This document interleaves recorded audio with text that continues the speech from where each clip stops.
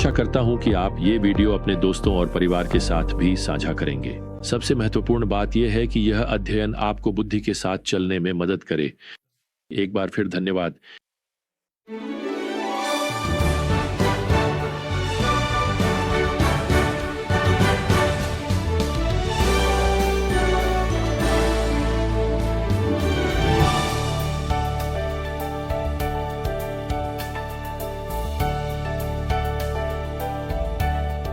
कई साल पहले शीतकालीन ओलंपिक में एक टीम ने एक प्रमुख खेल प्रतियोगिता में भाग लेने के लिए क्वालिफाई किया, जो काफी चौंकाने वाली थी। दरअसल वे एक बहुत प्रसिद्ध बॉब्स्ले टीम बन गए और इसका कारण यह था कि वे जमैका देश से थे, एक ऐसा राष्ट्र जहां दरअसल बर्फ नहीं होती। तो यहाँ एक उष्णकटिबंधीय देश की बॉब्स्ले टीम ठंडे मौसम के खेल में प्रतिस्पर्धा करने आ रही है। जैसा कि आप कल्पना कर सकते हैं, वे कोई पदक नहीं जीत पाए। असल में वे तो पास भी नहीं पहुंच पाए, लेकिन वे अपने देश का प्रतिनिधित्व करने के लिए खुश थे। मैं आपको बताऊं, वे आखिरी आने से संतुष्ट नहीं थे। लगातार अभ्यास और विशेष प्रशिक्षण के जरिए वे वर्षों में बेहतर होते गए और भले ही उन्होंने कभी ओलंपिक प्रतियोगिता नहीं जीती, लेकिन वे कई बार अन्य देशों से आगे रहे हैं, जिनमें संयुक्त राज्य अमेरिका, फ्रांस और रूस भी शामिल हैं। प्रियजनों, क्या आप अपने स्वर्गीय घर देश का प्रतिनिधित्व करते हैं?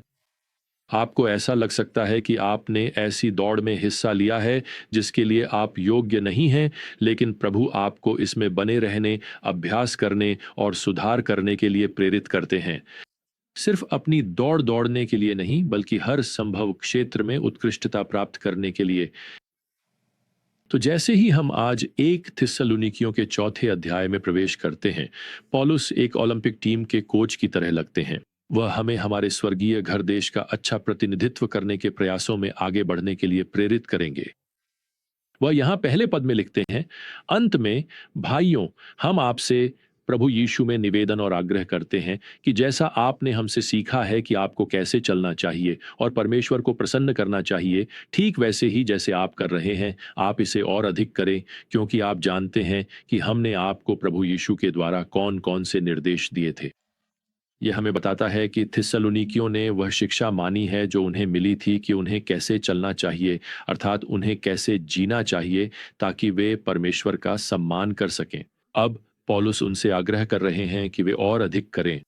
यह विचार है कि मसीही होने के नाते वे यीशु मसीह के लिए अपनी गवाही में उत्कृष्टता प्राप्त करें।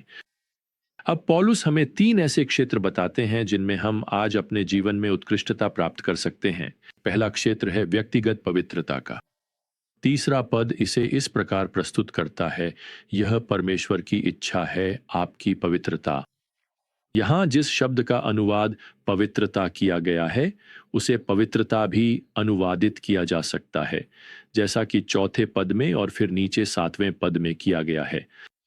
पवित्रता यह एक काफी लंबा शब्द है, लेकिन इसका मूल अर्थ है अलग किया जाना या परमेश्वर के लिए अलग किया जाना। धर्मशास्त्री इसे प्रगतिशील पवित्रता कहते हैं, यानी पवित्रता में प्रतिदिन निरंतर वृद्धि, मसीह के समान और अधिक बनना। यह एक प्रक्रिया है जो तब तक पूरी नहीं होगी जब तक हम उन्हें नहीं देख लेते, जब तक हम उनकी उपस्थिति में महिमा मंडित नहीं हो जाते। लेकिन इस बीच, जैसे कोई खिलाड़ी अपने खेल का अभ्यास पूरी लगन से करता है, वैसे ही हम भी प्रतिबद्धता और आत्म अनुशासन के जरिए इसमें थोड़े बेहतर हो जाते हैं। पौलुस यहाँ लिखते हैं कि परमेश्वर की हमारे लिए इच्छा है कि हम पवित्रता में प्रतिदिन बढ़ें, उसमें उत्कृष्टता प्राप्त करें। अब पवित्रता का मतलब ये नहीं है कि आप बिना हंसी के या जीवन में किसी भी मजेदार चीज का आनंद लिए बिना जिए। पवित्रता वह जीवन है जो बिना पश्चाताप के पाप के कारण अयोग्य होने से बचता है। जमैका की उस पहली बॉब्स्ले टीम का जिक्र जो मैंने पहले किया था, तो वे अपनी पहली ओलंपिक प्रतियोगिता में अंततः अयोग्य घोषित कर दी गईं, क्योंकि उन्होंने कुछ गलतियां की जिससे उनकी गाड़ी दुर्घटनाग्रस्त हो गई। ठीक वैसे ही पवित्रता का अर्थ है परमेश्वर के निर्देशों का पालन करना, ताकि नैतिक पतन से बचा जा सके। वास्तव में यह पौलुस की अपनी व्यक्तिगत चिंता भी थी, जब वे यहाँ लिखते हैं, मैं अपने शरीर को अनुशासन में रखता हूँ और उसे वश में करता हूँ, कहीं ऐसा ना हो कि दूसरों को प्रचार करने के बाद मैं स्वयं अयोग्य ठहर जाऊं। यह 1 कुरिन्थियों 9:27 है। अब पौलुस थिस्सलुनीकियों को लिखते हैं और उन्हें पवित्र जीवन के लिए परमेश्वर के कुछ निर्देश देते हैं, और यह यहाँ तीसरी आयत में शुरू होता है। क्योंकि यह परमेश्वर की इच्छा है तुम्हारा पवित्रीकरण, कि तुम लैंगिक अनैतिकता से दूर रहो, कि तुम में से हर एक अपने शरीर को पवित्रता और सम्मान के साथ नियंत्रित करना जाने, न कि उन अन्य जातियों की तरह वासना की लालसा में जो परमेश्वर को नहीं जानते। पौलुस यहाँ कहते हैं कि लैंगिक अनैतिकता से दूर रहो। तीसरी आयत में दूर रहो के लिए प्रयुक्त क्रिया का काल निरंतर और लगातार प्रतिबद्धता को दर्शाता है। देखिए, ये थिस्सलुनीकी ऐसे समाज से घिरे हुए थे जिसे हम आज यौनता से भरा हुआ समाज कहेंगे, और यह बहुत हद तक उसी तरह है जैसे आज हम जिस संस्कृति में रहते हैं, जहां कारों से लेकर टूथपेस्ट तक सब कुछ को यौनिक संदर्भ में बेचा जाता है। आज हर संभव यौन गतिविधि को सामान्य बनाने के लिए एक निरंतर दबाव है। पौलुस इसे यहाँ वासना की लालसा कहते हैं।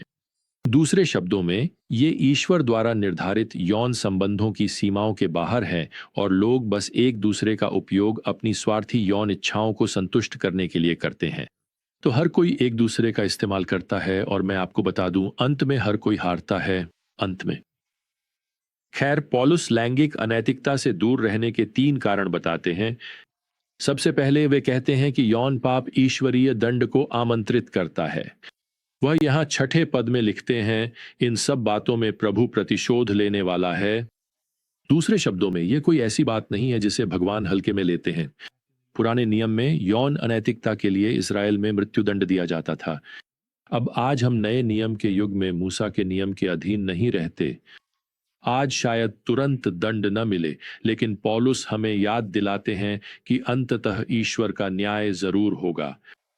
तो दुनिया उसी चीज को स्वीकार कर रही है जिसे भगवान निंदा कर रहे हैं, और जो लोग आज सोचते हैं कि उन्हें निजी तौर पर करने का अधिकार है, वह एक दिन परमेश्वर के धर्मी न्याय में उजागर हो जाएगा। अब यहाँ 7वें पद में आपके पास यौन अनैतिकता या यौन गतिविधि के संबंध में परमेश्वर के नैतिक दिशा निर्देशों का पालन करने का दूसरा कारण है। वे कहते हैं, परमेश्वर ने हमें अशुद्धता के लिए नहीं बल्कि पवित्रता में बुलाया है। दूसरे शब्दों में प्रियजनों, आपकी बुलाहट यह देखने के लिए नहीं है कि आप क्या क्या करके बच सकते हैं। ये तो उस चीज का पीछा करने के लिए है जिससे परमेश्वर प्रसन्न होते हैं। यही है एक ऐसी जिंदगी जिसमें ईमानदारी, उत्कृष्टता और नैतिक शुद्धता हो जब आप दूसरों से संबंध रखते हैं। अब यहाँ तीसरा कारण है जिसे पौलुस 8वें पद में लिखते हैं, जो कोई इस नैतिक दिशा निर्देश की अवहेलना करता है, अर्थात वह मनुष्य की नहीं बल्कि परमेश्वर की अवहेलना करता है। यहाँ ये एक और गंभीर चेतावनी है ना? परमेश्वर की नैतिक व्यवस्था को ठुकराना, स्वयं परमेश्वर जो नैतिक रचयिता हैं को ठुकराना है। तो आज जब आप अपने देश का प्रतिनिधित्व अपने विश्वास की दौड़ में कर रहे हैं, तो पवित्रता में उत्कृष्टता प्राप्त करें। अब दूसरा, पौलुस इन थिस्सलुनीकियों से आग्रह कर रहे हैं कि वे प्रेम में भी उत्कृष्टता प्राप्त करें। पौलुस यहाँ 9वें पद में लिखते हैं कि थिस्सलुनीकियों को पहले ही परमेश्वर ने एक दूसरे से प्रेम करना सिखा दिया है। वह उनकी सराहना करते हैं कि वे एक प्रेमपूर्ण मंडली, एक देखभाल करने वाली कलीसियां हैं। हालांकि पौलुस अगले ही पद में लिखते हैं, हम आपसे आग्रह करते हैं भाइयों कि आप इसमें और भी अधिक बढ़ते जाएं। देखिए, ये बात फिर से सामने आ गई। इसे जारी रखें, लगातार अभ्यास करते रहें। जैसे जैसे आप करते जाए, इसमें और बेहतर होते जाए।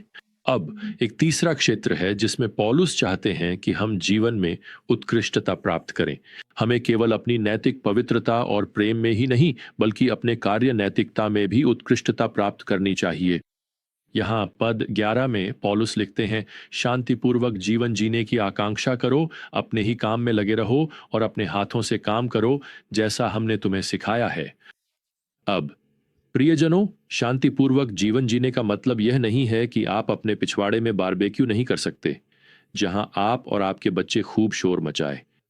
इसका अर्थ है एक शांतिपूर्ण जीवन जीना, न कि अशांत या उथल पुथल भरा। इसका अर्थ है कि जो कुछ भी परमेश्वर ने आपको दिया है उसमें संतुष्ट रहना। तो पौलुस यहां लिखते हैं, अपने ही काम में लगे रहो, अर्थात अपनी जिम्मेदारियों को पूरा करो। फिर पौलुस यहाँ पद 11 में कहते हैं, अपने हाथों से काम करो जैसा हमने तुम्हें सिखाया है। मैं आपको बताना चाहता हूं, अपने हाथों से काम करना, व्यस्त रहना, यह एक बाइबल सिद्धांत है। ईमानदारी से किया गया काम न केवल आपके और आपके परिवार के लिए आवश्यकताओं की पूर्ति करता है, बल्कि यह आपको दूसरों पर बोझ बनने से भी बचाता है। पौलुस यहाँ पद 12 में लिखते हैं कि इसका परिणाम यह होगा, तुम बाहरी लोगों के सामने ठीक चाल चलोगे, अर्थात अविश्वासियों के सामने, और किसी पर निर्भर नहीं रहोगे। दूसरे शब्दों में, ईमानदारी से पूरा दिन काम करना उन लोगों के लिए एक अद्भुत गवाही है जो मसीहियत के बारे में कुछ नहीं जानते। वे बस आपको देखते हैं। आप क्या करते हैं? आप काम पर समय पर पहुंचते हैं और आपके पास उत्कृष्टता और ईमानदारी की कार्य संस्कृति होती है। मैं आपको बताना चाहता हूं, लोग निश्चित रूप से आपको नोटिस करेंगे। जिस तरह से आप अपने हाथों से काम करते हैं, वह अविश्वासियों के लिए एक आकर्षक गवाही है और यह निश्चित रूप से आपके देश और आपके प्रभु का सम्मान भी करता है। तो आइए आज जीवन में उत्कृष्टता प्राप्त करें। कैसे? अपने जीवन में नैतिकता में पवित्रता, अपने कार्यों में प्रेम और दूसरों के सामने ईमानदार मेहनत के द्वारा। और याद रखिए, आपको कभी नहीं पता कि आज आपके विश्वास की दौड़ को कौन देख रहा है। तो जब तक हम अगली बार फिर से रवाना नहीं होते, प्रियजनों, प्रभु यीशु मसीह की अनुग्रह, परमेश्वर का प्रेम और पवित्र आत्मा की संगति आप सभी के साथ बनी रहे। आमीन।